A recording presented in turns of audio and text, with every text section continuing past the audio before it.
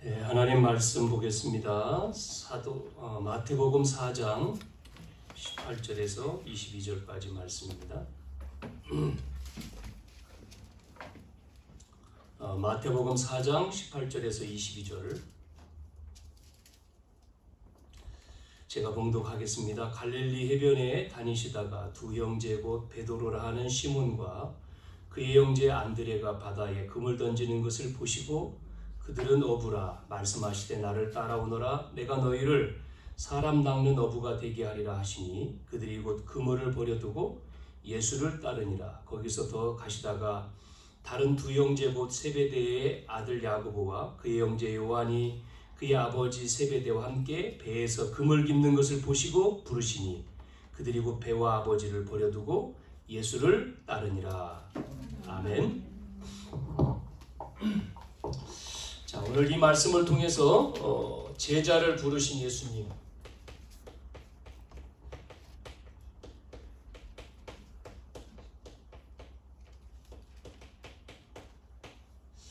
우리가 생활하면서 문제를 만날 때도 있고 갈등할 때도 있고 또 위기가 될 때도 있는데 그 모든 것들이 말씀 응답이 되고 또 말씀 성취가 되는 큰 축복, 그렇게 되면은 우리의 문제가 안 되잖아요. 문제가 말씀이 성취되고 위기를 당했지만 그러나 응답이 오고 그만큼 큰 축복, 그 문제가요. 왜 그러냐면 성경에 창세기 37장 1절에서 11절에 요셉이 문제를 만났지만 그 전에 하나님 앞에 언약의 말씀을 들었잖아요.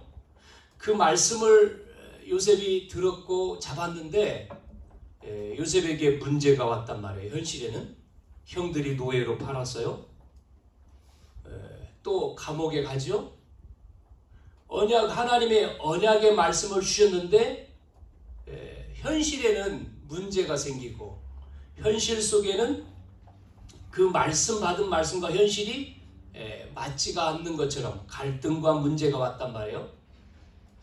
그러나 요셉은 흔들리지 않고 애굽의 노예로 가고 또 누명을 쓰고 감옥에 가는 모든 그 내용이 결국은 시간 지나서 보면 말씀이 응답되는, 말씀의 응답이 되는 것을 요셉이 알고 있잖아요. 체험되는 거죠. 그렇기 때문에 우리에게 문제가 오고 위기가 오고 갈등이 온다는 것은 뭐예요? 그 속에 하나님의 말씀이 어떻게 성취되고 어떻게 응답되는 것을 보라는 거죠. 그래서 하나님의 말씀을 뭐 해야 되냐면, 편집이란 말은 정리지요. 정리. 우리에게 말씀이 정리가 돼야 되죠. 평생의 말씀이 나에게, 이면적인 말씀이 나에게, 그 로마서 16장에 보면 이면의 말씀을 잡잖아요. 제자들이. 올해 주신 말씀, 그게 이제 우리가 이제 신년 예배의 말씀이죠. 이번 주의 말씀은 이거잖아요. 제자를 부르신 예수님. 이거를 우리가 매주마다 우리가 이렇게 말씀이 나에게 정리가 되면 그 말씀을 이제는 뭐 하죠? 기도로 누리는 거죠. 그거를 설계라고도 말합니다. 이렇게 기도를 가지고 정리된 말씀을 여러분이 누리는 거죠. 어떻게 누립니까? 기도로 인생을, 미래를 기도하는 겁니다. 갈등이 오고 위기가 오고 문제가 와도 그것을 말씀으로 연결하고 기도로 연결할 때에 하나님은 항상 필연적인 사건을 통해서 말씀이 성취되는 것을 보게 되잖아요. 그래서 나오는 게 뭐냐면, 이렇게 돼서 뭐가 나옵니까? 응답이 오는 거죠. 우리 속에 인생에 응답이 옵니다. 응답. 작품이라고 하죠.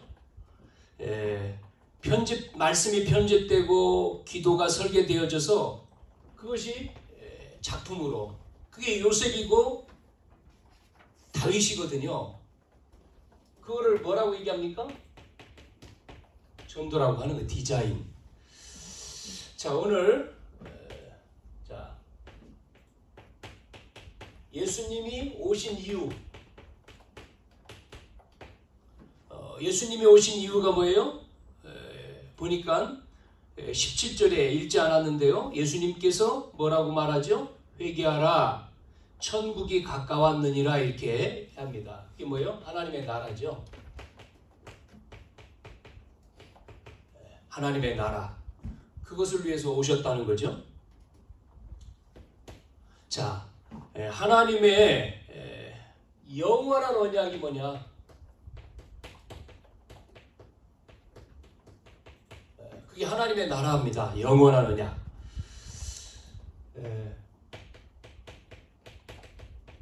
자, 하나님의 나라와 하나님의 영원한 언약. 그래서 우리를 하나님이 하나님 나라의 백성으로 창조하신 거죠. 하나님의 형상대로 창조했다.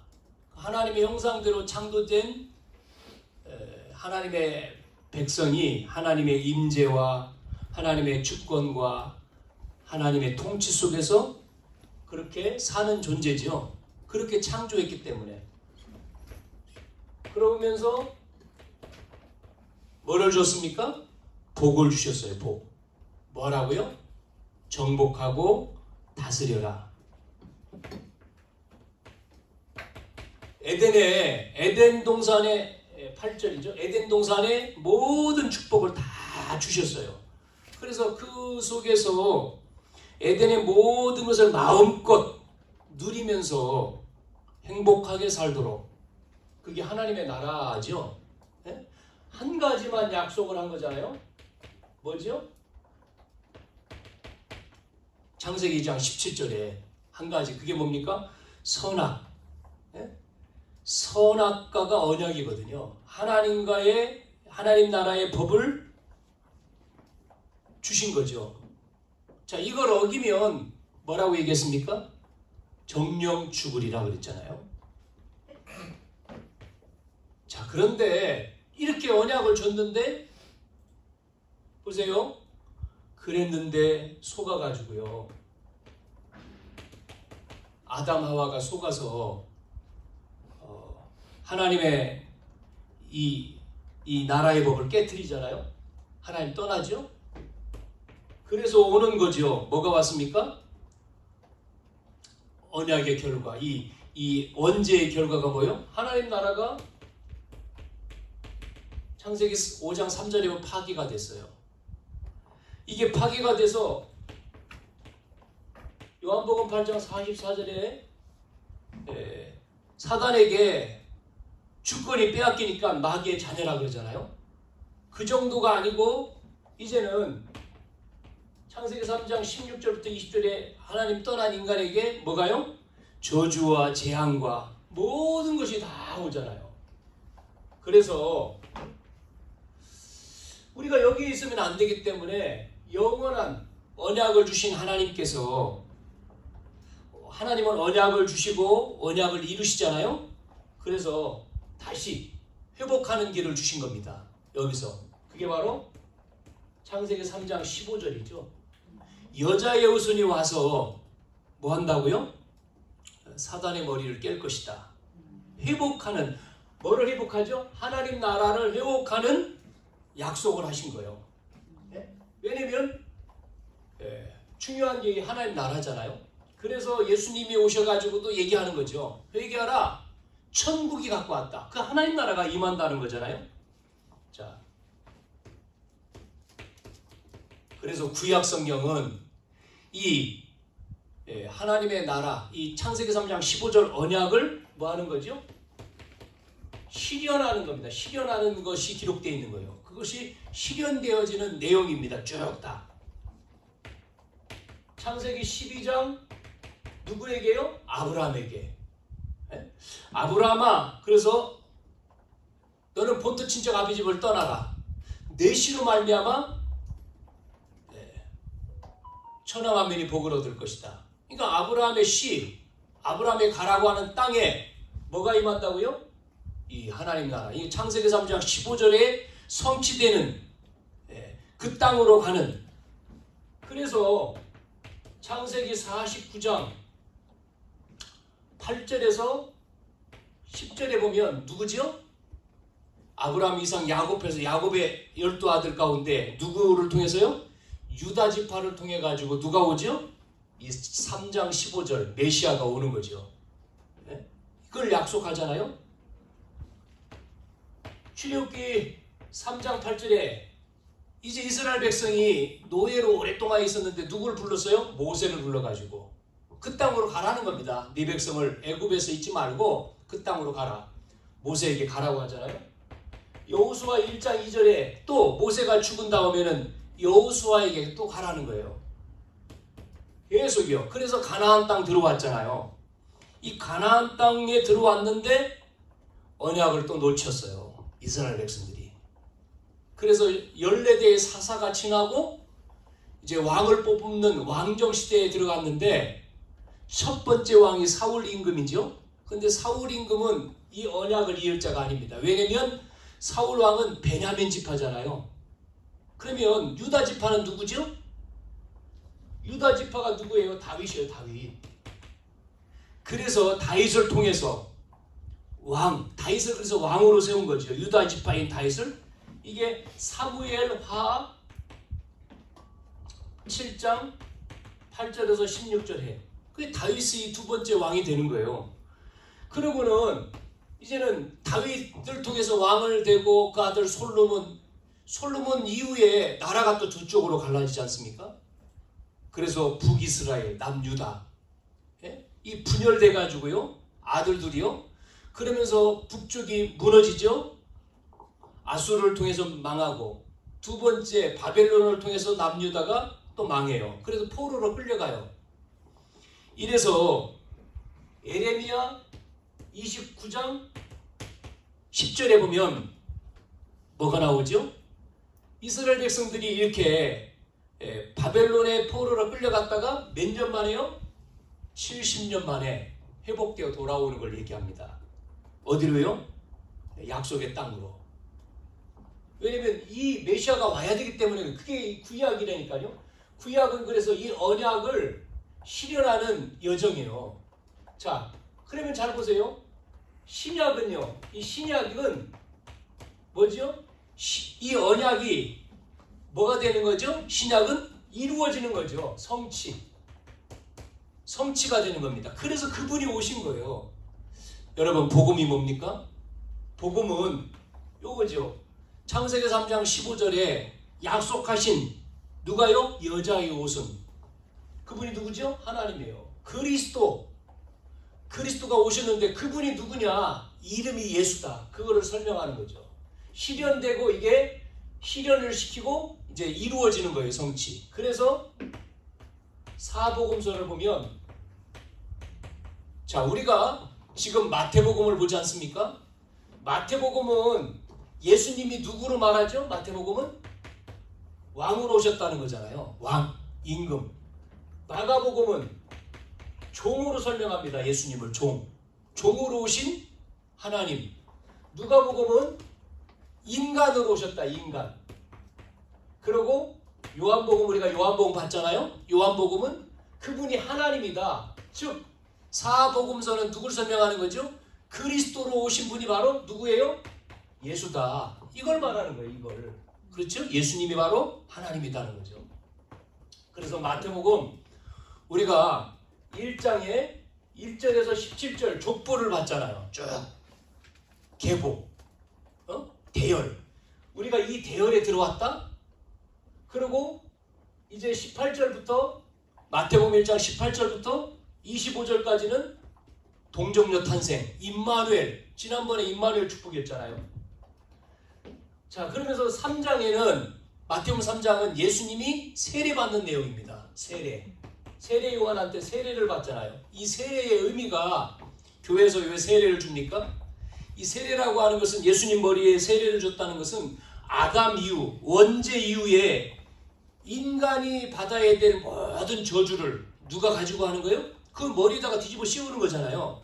저주와 재앙과 모든 것을 누가요? 세례를 받을 때 담당하는 거예요. 예수님이. 그런 의미로 세례입니다. 세례. 그래서 세례를 받고 예수님이 물 위로 올라오실 때 어떤 음성이 들렸어요? 하늘의 문이 열리면서 뭐라고 얘기합니까? 하나님의 성령이 비둘기같이 임했다고 했잖아요. 그러면서 뭐라고 소리가 나요? 이는 내 사랑하는 아들이고 내 기뻐하는 자라. 지금 이 세례를 받으시는 이분이 누구예요? 하나님이라니까요. 약속하신 분이 오신 거요. 세례관은 그래서 못합니다 그랬는데 하라 그러죠. 자, 그러면서 우리가 4장 앞부분, 이 4장 1절에서 11절에는 이제는 예수님이 사역을 하기 전에, 공생의 사역을 하기 전에 뭘 받죠? 시험당하는, 시험에 대한 내용이 나오고, 우리가 4장 12절에서 오늘 우리 18절부터 읽었습니다만은 이 16절까지 이 내용에도 여러분 잘 읽어보면 뭐가 나오죠? 가버나움에 예수님이 사시는 내용이 나오고, 가버나움.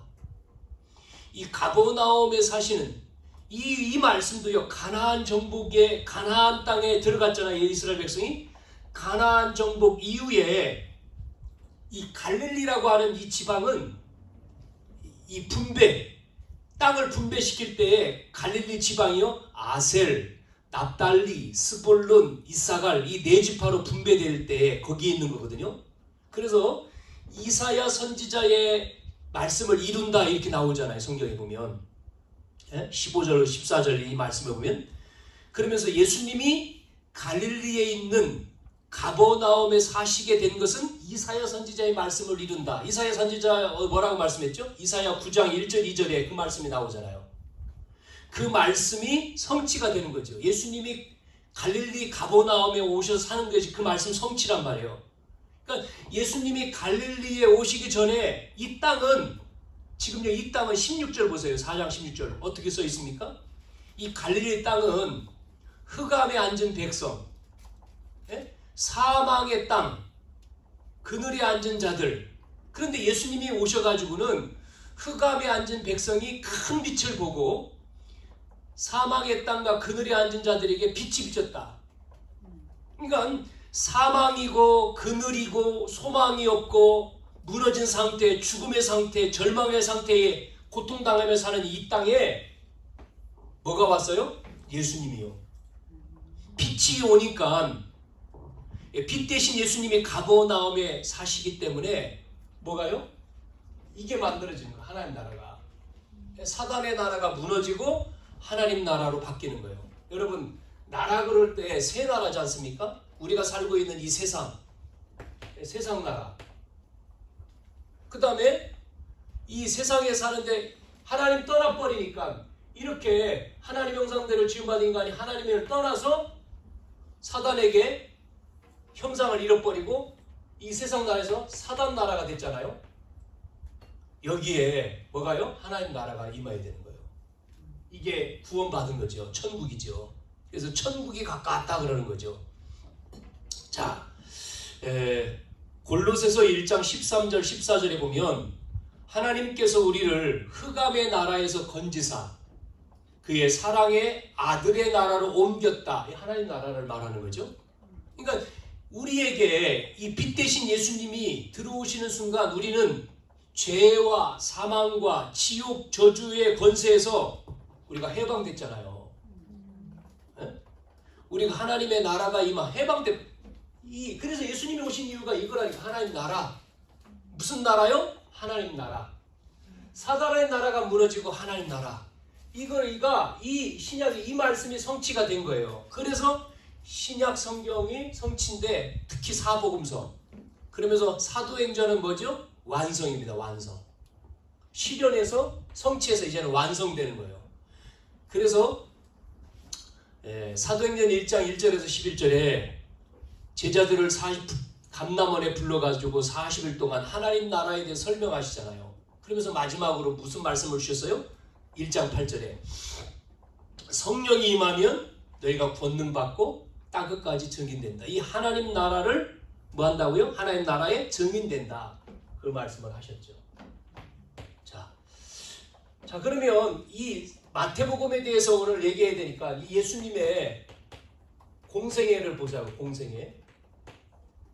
자, 예수님의 공생애를 보시면 시작이요. 예수님의 공생의 시작은 뭡니까? 오늘 18절에 부르심이죠. 누굴 불러요? 제자.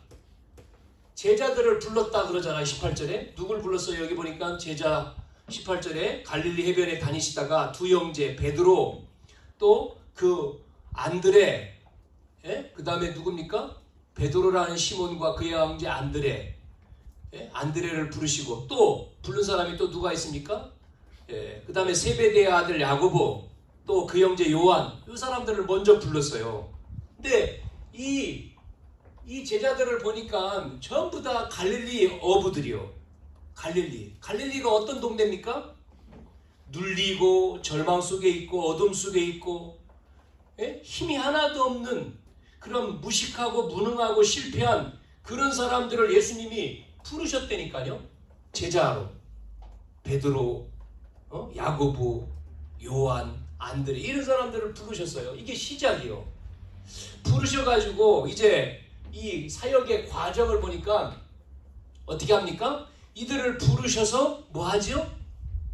제자들을 부르셔서 훈련을 시켜요. 제자 훈련. 공생의 3년이죠. 이게 3년 동안 훈련을 시킵니다. 그 내용이 나오죠. 마가복음 3장 13절에서 15절까지 보면 무슨 훈련을 하냐면 자기가 원하는 자입니다. 원하는 자를 부르셨다 그러잖아요. 예수님이 원하는 자를 부르니까 우리의 수준이 아니고 우리의 수준은 부족하고 연약하고 무능한 걸 아시고 주님이 원하는 자를 부르신 겁니다. 부르셔서 뭐 하죠? 함께 한다는 거예요. 함께. 이 함께 훈련을 하는 거죠. 함께. 이게 중요한 거죠. 우리가 함께 하는 훈련. 위드, 임마누엘, 원네스 이게 함께. 그래서 합력하여서 선을 이룬다 그러잖아요. 우리가 함께 주님이 원하는 자, 내가 원하는 게 아니라 주님이 원하는 자를 부르시고 함께하며 그 다음에 뭐가 나오죠? 전도 훈련입니다. 전도 훈련. 이 세 가지밖에 없어요. 공생의 사역에서 주님이 제자를 원하는 자를 부르셔서 함께하며 또 나가 전도하니까 귀신 내어주는 권세. 뭐 여기 보니까 귀신에게 시달리는 현장을 치유하고 살리는 훈련을 시켰다 나오죠. 이렇게. 자, 그러면서 마무리는 공생의 사역 마무리는 제자를 부르시고 훈련시켜서 또 제자 삼으라 이랬는데 제자 삼으라. 너희는 가서 제자 삼으라. 마태복음 28장 18절 20절. 네? 모든 족속으로 제자 삼으라 그러잖아요. 전도 제자죠. 여러분 모든 사람을 전도하는 제자로 삼으라. 네. 그리고 마가복음 16장 15절에서 20절에는 뭐가 나옵니까? 만민에게 가서 치유하는 이 병든 사람들을 살리는 치유제자. 여기는 치유죠. 누가복음 24장 14절부터 49절에는 여기는 잃어버린 양 엠마오로 내려간 제자 나오잖아요. 이 전문 제자들을 서밋을 살리는 전문 제자가 나와요. 여기. 그렇잖아요. 그러고는 요한복음 21장 15절에서 18절 어린 양을 먹여라. 어린 양. 후대죠. 후대. 미래 제자. 이렇게 예수님은 제자를 삼으라 그랬습니다. 이게 예수님의 사역입니다. 공생에. 그래서 예수님이 오늘 제자라 그랬잖아요. 제자가 다라 그랬지 않습니까? 다른 게 아니고 이 하나님 나라를 실현하고 성취하고 또 완성시키는 유일한 방법은 뭐라고요? 제자입니다. 제자. 무리가 아니에요. 무리는 다 가잖아요. 무리는 문제 생기면 어려움 생기면 다 도망가요. 누가 남아요? 제자. 그러면 예수님이 찾으시는 제자는 어떤 제자냐?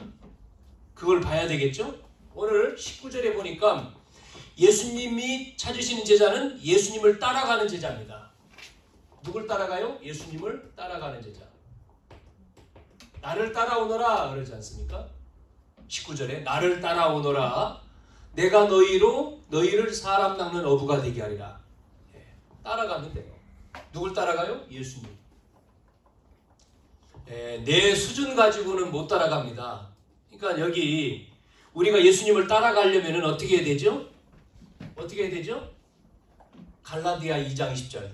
내가 내 고집을 가지고 갈 수 없어요. 예수님을 따라가는 제자는 내가 죽었다 그랬어요. 나는 죽고 내 안에 누가 살아요? 그리스도. 그러니까 그리스도, 이 예수님이 주인 돼야 돼. 내가 주인이 아니라 예수님이 주인 되는 사람은 내 생각과 내 경험과 내 주장이 없죠. 주님 그랬잖아요. 나를 따라와. 나를 따라오면 돼. 주님 따라가면 되죠. 두 번째, 예수님을 따라가는 제자는 요한복음 14장 26절에 있는 것처럼 성령의 인도받는 사람이에요. 뭐랬습니까? 예수님이 보혜사. 넌 앞으로 보혜사가 너희를 가르쳐주고 생각나게 한다. 이렇게 말했잖아요. 모든 것을 가르치고 생각나게 하는 성령의 인도받는 자. 그러면서 또 예수님을 따라가는 제자는 어떤 제자죠? 사도행전 2장 42절에 뭐를 받아요? 사도의 가르침을 받아요. 이렇게 예수님을 따라가는 제자는 예수님이 주인이고 성령의 인도를 받으면서 사도의 가르침을 받는 자다. 그렇게. 그러니까 여러분이 사도의 가르침을 받는다. 이게 굉장히 중요한 내용이죠. 두 번째는 어떤 제자를 예수님이 찾으시냐면 예수님의 비전이 내 비전이 돼야 되는 거죠. 예수님의 비전이. 그것으로 삼는. 그래서 따라와서 뭐 한다고요? 사람 낚는 어부다. 어부. 사람을 낚는. 고기 낚는 게 아니라 사람을 낚는 어부가 되게 하리라 그랬잖아요. 비전이 예수님의 비전을 나의 비전으로. 그거를 삼는 사람입니다. 그럼 예수님의 비전은 뭡니까? 예수님의 비전은 뭐예요? 예수님이 오셔서 하나님 나라에 대해 말씀하셨는데 예수님의 비전은 사람을 살리는 겁니다. 사람 살리는 거예요. 사람을 죽이는 게 아니라 사람을 살리는 거예요. 살리는 거. 어디까지 가야 되죠? 땅끝까지 그랬잖아요. 사람을 살리는 게 비전이죠. 그래서 우리는 사람을 어디까지요? 땅끝. 세계복음 하잖아요. 237개 나라. 우리가 통상적으로 나라를 쉬어볼 때 237개 나라라고 하잖아요. 코카콜라가 들어간 나라가 238개 나라라고 하는데 그 나라 5천 종족 이렇게 우리가 써보죠.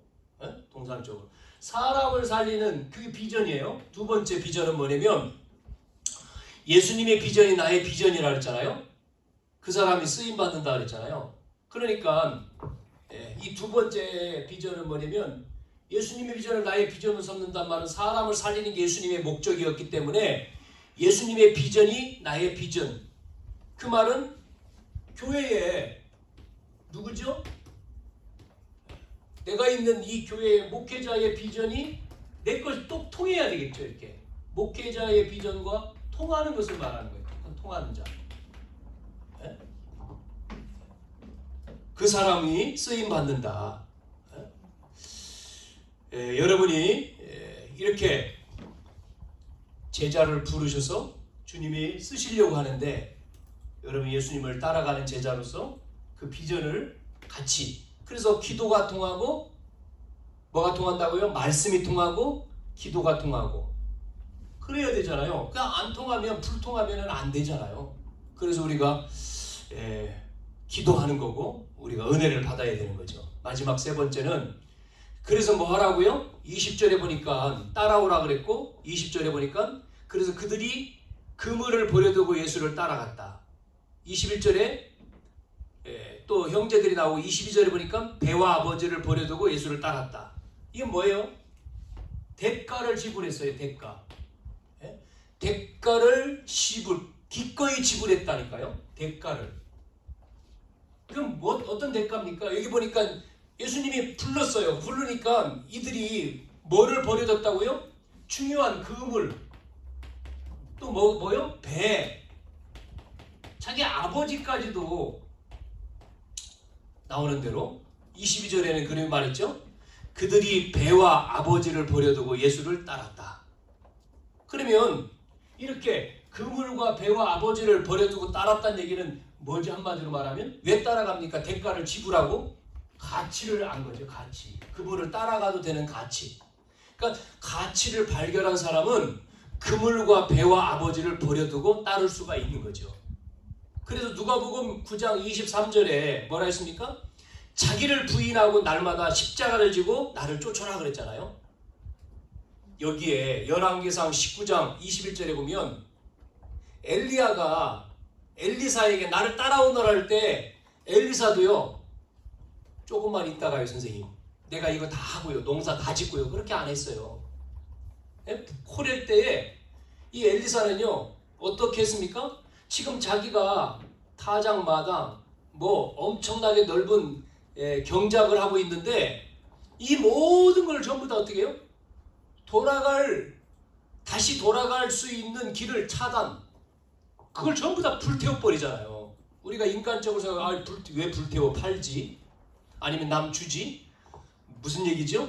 돌아갈 다리를 불태우고 근거를 없애고 그 정도로 엘리야를 따라갔죠. 지금 뭐예요? 대가를 지불했다 이 말이에요. 자, 오늘 이 말씀을 통해서 우리가 결론을 해보면, 여러분 제자를 부르신 예수님께서 뭐 한 거예요? 이거잖아요. 하나님 나라가 임해야 되죠. 왜 그렇습니까? 하나님 나라가 임하지 아니하면 누가요? 이 세상에 사단이 득세하는 거예요. 그래서 이 사단을 꺾는 누굴 불렀어요? 제자를 부르셨다 예수님이. 그거를 알려준 거지 않습니까? 오늘 우리는 이 제자로 부름을 받은 거죠. 성경에 70인 제자가 나오잖아요. 우리를 제자로 70인 제자로 부르셨어요. 70인 제자로. 그래서 우리는 뭐 해야 되죠? 결론에 이 주역, 이 제자 운동의 주역으로 다시금 복음, 여러분 복음을 회복하고 누려야 됩니다. 두 번째 뭐 해야 되죠? 복음 누리니까 우리 권사님 기도한 대로 전도운동 일어나는 거죠. 그게 뭐예요? 하나님 나라를 세우는 거잖아요. 세 번째 뭐예요? 전도만 하면 안 되죠. 선교운동. 복음을 회복하니까 전도가 되고 선교가 되는 거예요. 이게 원하시는 거죠. 주님이. 그래서 우리가 이 세상, 이 237개 나라, 온 세상을 살리는 주역되기를 주님의 이름으로 축원합니다. 기도하겠습니다. 하나님 아버지, 오늘도 예배의 축복 속에 우리가 모이게 하시고 제자를 부르신 예수님과 같이 예수님이 오셔서 하나님 나라를 세우시고 또한 공생의 사역을 통해서도 말씀해 주실 뿐만 아니라 예수님께서 이제 이 제자들을 부르셔서 현장 살리기를 원하시는 그 주님 앞에 우리의 모든 생각과 우리의 모든 삶에 복음으로 답을 내고 문제와 갈등과 위기 가운데 말씀이 우리에게 성취가 되는, 응답이 되는 복음을 회복하고 생명 살리는 전도가 회복되어져서 선교가 회복되어 주역되어지는 우리 모든 성도들 되어지도록 주님이 축복해 주시옵소서. 살아계신 예수님의 이름으로 기도하옵나이다. 아멘.